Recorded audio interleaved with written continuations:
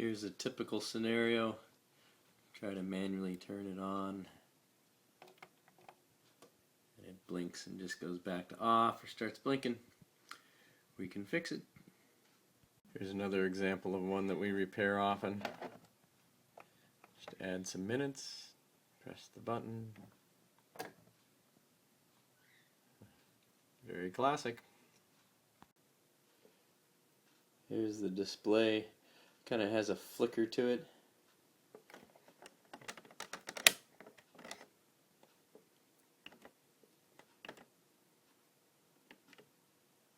Look at that, and it just goes back to off and starts blinking.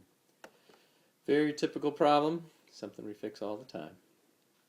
Here's another example. Try to manually turn it on. Nothing.